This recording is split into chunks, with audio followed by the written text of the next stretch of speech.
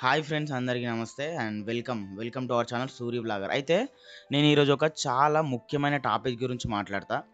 చాలామంది నన్ను కామెంట్లో అడుగుతున్నారు, ఇంకా అన్న వెజిటేబుల్ బిజినెస్ స్టార్ట్ చేయాలని ఉంది, ఏదైనా సలహాలు ఉంటే చెప్పండి అని చెప్పేసి అడుగుతున్నారు. నేను రీసెంట్గానే ఒక వీడియోని అయితే చేసిన 5,000 రూపీస్తో కూడా వెజిటేబుల్ బిజినెస్ ఎట్లా స్టార్ట్ చేయాలో అని చెప్పేసి ఒక వీడియో చేసిన.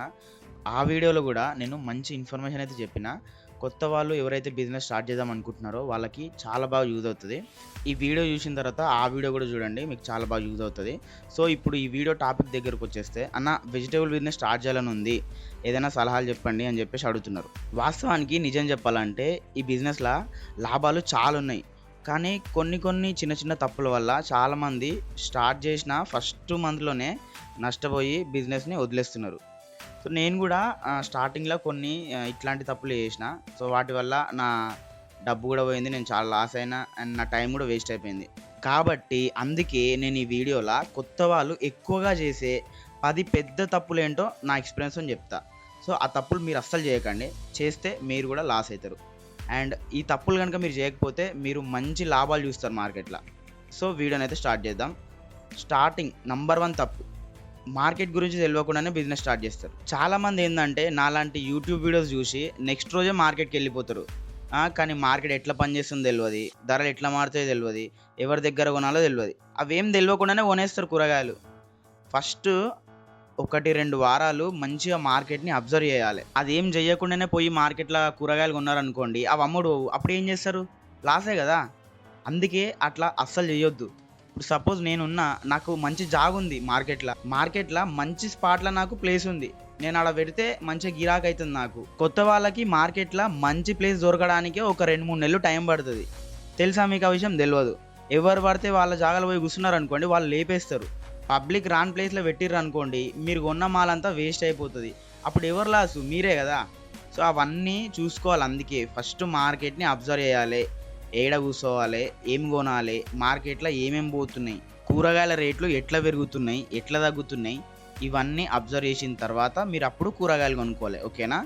అంతే తప్ప మీకు ఏం తెలియకుండా పోయి ఆగమాగం కూరగాయలు అయితే కొనొద్దు. ఇది ఫస్ట్ తప్పు. ఈ తప్పు మీరు చేయకండి. ఇప్పుడు సెకండ్ తప్పు. ఇప్పుడు మీరు మంచిగా మార్కెట్ని అబ్జర్వ్ చేసిండు, ఒక 2-3 వారాలు మంచిగా అబ్జర్వ్ చేసిర్రు. చేసిన తర్వాత ఇప్పుడు కూరగాయలు కొనుక్కోవాలి. ఎట్లా కొంటారు? ఒకేసారి ఎక్కువ పెట్టుబడి పెడతారు. కొత్త వాళ్ళలో చాలామంది లాభం ఎక్కువ రావాలంటే సరుకు ఎక్కువ తీసుకోవాలి అని చెప్పేసి అనుకుంటారు. అది చాలా పెద్ద తప్పు. స్టార్టింగ్లో మీరు 3,000 నుంచి 5,000 అంతే, 3,000 నుంచి 5,000తోని స్టార్ట్ చేయాలి అంతే. మీకు ఎక్స్పీరియన్స్ వచ్చిన తర్వాతనే పెట్టుబడి పెంచాలి. అంతేగాని స్టార్టింగే నేను 20,000 చేస్తా, 15,000 చేస్తా మాల్ అంటే కుదరదమ్మా. ఎగ్జాంపుల్ నేనే ఉన్నా. ఒక్కసారి పోయి నా పాత వీడియోలు చూడండి, దాంట్లో నేను ఎంత పెడుతుండే తెలుసా పెట్టుబడి? 10,000 నుంచి 20,000 మధ్యలోనే పెడుతుండే, 10,000కి తక్కువ పెట్టకపోతుండే. చాలా చాలా సార్లు నేను చేసిన పెద్ద పెద్ద మిస్టేక్స్లా మెయిన్ మిస్టేక్ ఇదే. నేను పెట్టుబడి ఎక్కువ పెడుతుండే, నేను ఎంత అమ్ముతున్నానో నాకు తెలియకపోతుండే, ఆ రోజు గిరాకీ ఎంత అవుతుందో తెలియకపోతుండే, వాతావరణం ఎట్లుందో చూసుకోకపోతుండే. అవేం చూసుకోకుండానే నాది డబ్బులు ఉన్నాయిగా అని చెప్పేసి విపరీతంగా నేను పెట్టుబడి పెడుతుండే ఎక్కువ. లాస్ట్కి ఏమవుతుండే, నేను అవి అమ్మకపోతుండే. నాకు పొద్దంతా చేసిన కష్టానికి నాకు పెట్టుబడి పెట్టిన డబ్బులు కూడా రాకపోతుండే. అదే మాల్ని నేను 3-4 రోజులు అమ్ముతుండే. 3-4 రోజులు అమ్మినా సరే నాకు లాభం రాకపోతుండే ఒక్కొక్కసారి. అట్లా. అందుకే ఫస్ట్ మీరు ఎంత అమ్ముతారో తెలుసుకోవాలి, ఏ మార్కెట్లో ఎంత గిరాకీ అవుతుందో తెలుసుకోవాలి. ఇవన్నీ తెలుసుకున్న తర్వాతనే, మీకు ఎక్స్పీరియన్స్ వచ్చిన తర్వాతనే పెట్టుబడి పెంచండి. స్టార్టింగే పెట్టుబడి ఎక్కువ పెట్టకండి. ఇది రెండో తప్పు. ఇప్పుడు మూడో తప్పు గురించి మాట్లాడితే, డిమాండ్ లేని వెజిటేబుల్స్ కొంటారు చాలామంది.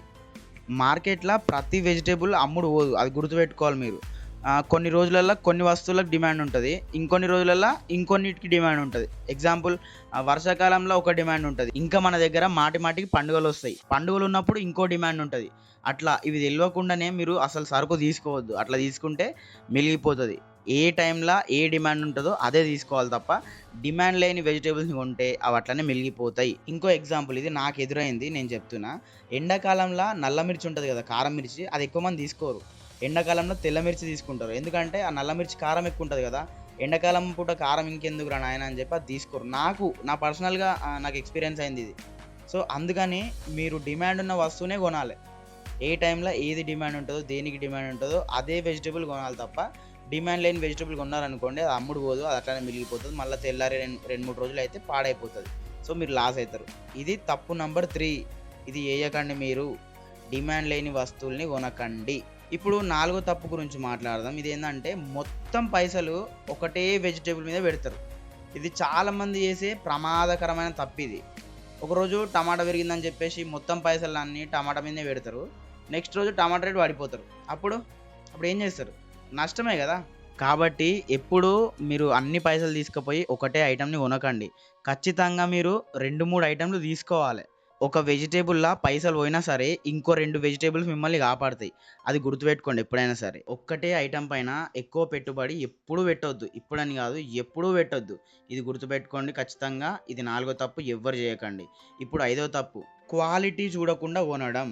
కొన్నిసార్లు ఏంటంటే తక్కువ రేట్కి వస్తుంది అని చెప్పేసి తక్కువ రేట్ చూసి కొంటారు అంతే, క్వాలిటీ చూడరు. కానీ కూరగాయలు పాడై ఉంటాయి దాంట్లో. కస్టమర్ ఒక్కసారి మోసపోయిన అనుకో మళ్ళీ రాడు. అందుకే క్వాలిటీ ఇంపార్టెంట్. అరే అది తక్కువ రేట్కి వస్తుంది కదరా, ₹2 సేవ్ అయితే మనకు అని చెప్పేసి చేసినాం అనుకో, నీకు ఇక్కడ మార్కెట్లోకి వచ్చి సంచి ఓపెన్ చేయగానే పైన మంచిగానే ఉంటాయి కూరగాయలు, మధ్యలో ఎట్లుంటాయి మొత్తం డ్యామేజ్ ఉంటాయి. ఆ కింద అడుగు వరకు అట్లనే ఉంటాయి. ఇక నీకు వాడు పైనే మంచి పెడతాడు, కింద మొత్తం డ్యామేజ్ అని వేస్తాడు. అందుకే మీరు ఎప్పుడైనా సరే క్వాలిటీ చూడాలి. ఒక ₹2 తక్కువకి వస్తుందని అంటే ఎందుకు ఆడు ₹2 తక్కువకి ఇస్తున్నా అని చెప్పేసి ఆలోచించాలి. 1-2 సార్లు చెక్ చేసుకోవాలి కూరగాయల క్వాలిటీ ఎట్లుంది.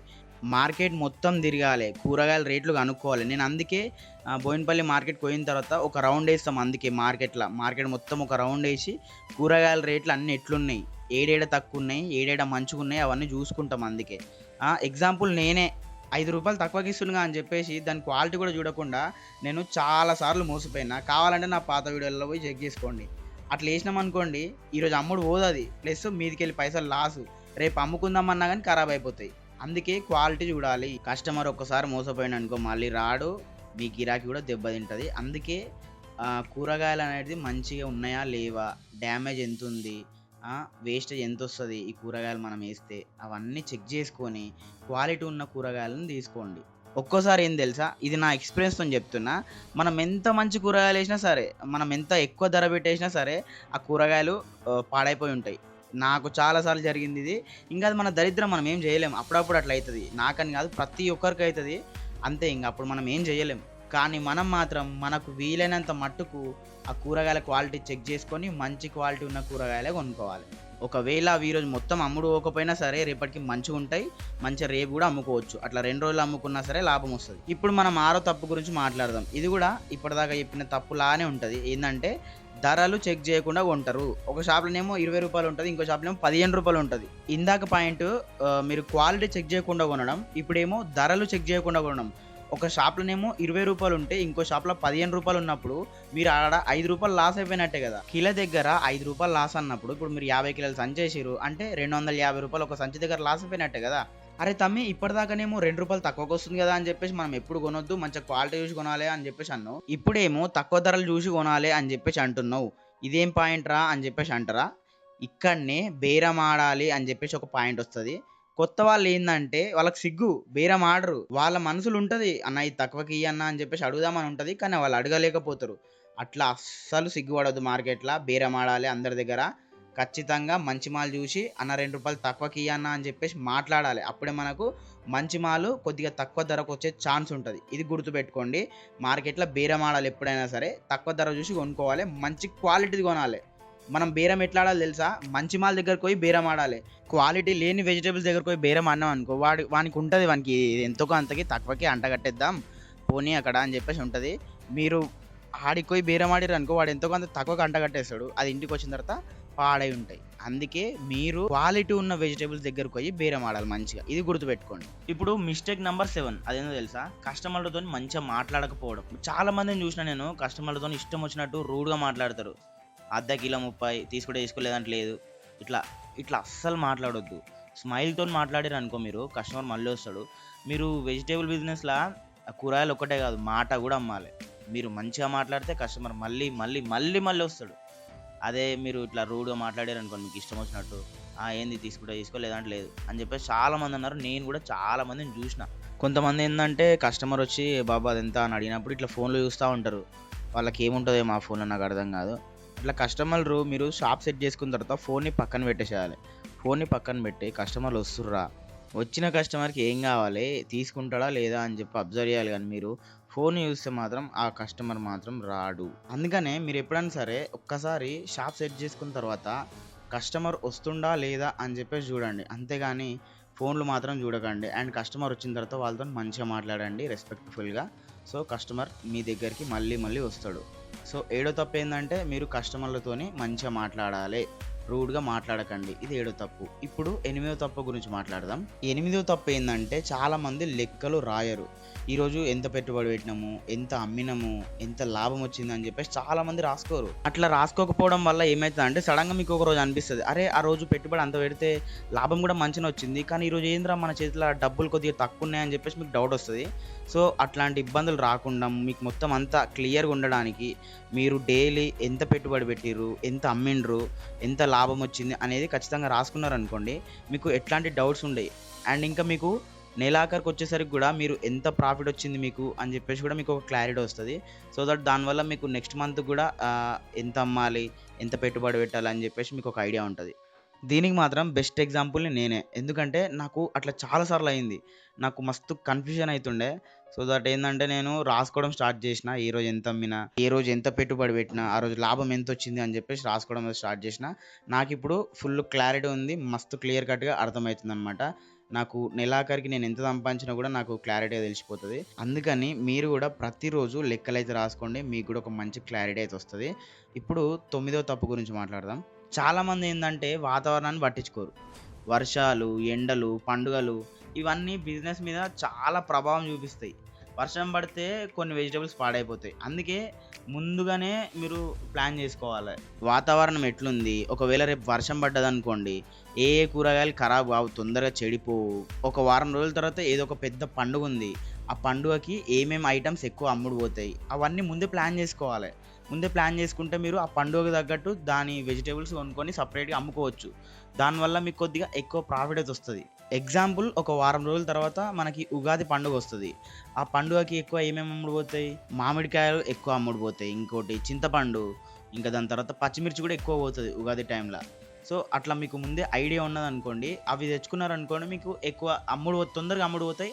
మంచి లాభాలు కూడా జర ఎక్కువొస్తాయి. మళ్ళీ ఇప్పుడు సపోజ్ వర్షాలు పడుతున్నాయి అనుకోండి, వర్షాలు పడేటప్పుడు మనం ఏమేమి కూరగాయలేయాలి? వర్షంకి తొందరగా ఏవైతే పాడవ్వకుండా ఉంటాయో ఆ కూరగాయలు ఏసుకోవాలి.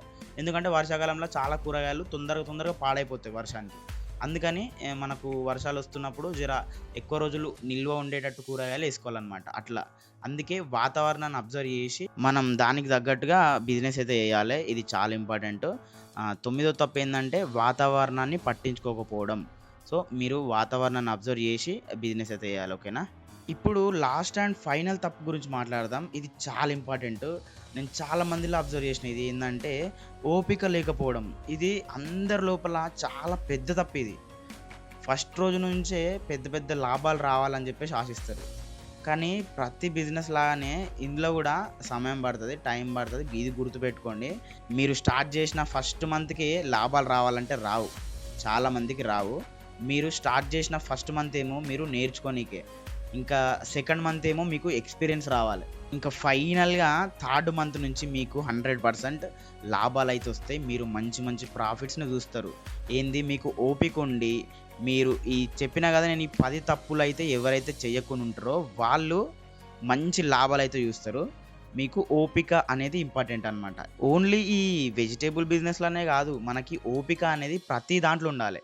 ఇది గుర్తుపెట్టుకోండి. మనకి ఎంత ఓపిక ఉంటే మనము అన్ని ప్రాఫిట్స్ చూస్తాము. అర్థమైందా? సో, ఈ 10 తప్పులైతే మీరు అస్సలు చేయకండి.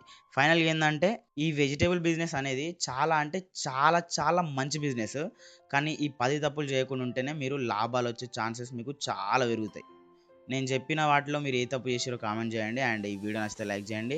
మీకు ఈ వీడియో ఎంతో కొంత ఉపయోగపడింది అనుకుంటే అండ్ ఈ వీడియో వల్ల మీకు మార్కెట్ గురించి ఎంతో కొంత ఇన్ఫర్మేషన్ వచ్చింది అనుకుంటే మన సూరి వ్లాగర్ ఛానల్‌ని సబ్స్క్రైబ్ చేసుకోండి. అండ్ ఇట్లాంటి మంచి యూస్‌ఫుల్ వీడియోతోని మళ్ళీ ఇంకో వీడియోలో కలుస్తా. అప్పటి వరకు ఉంటా. బాయ్. జై హింద్.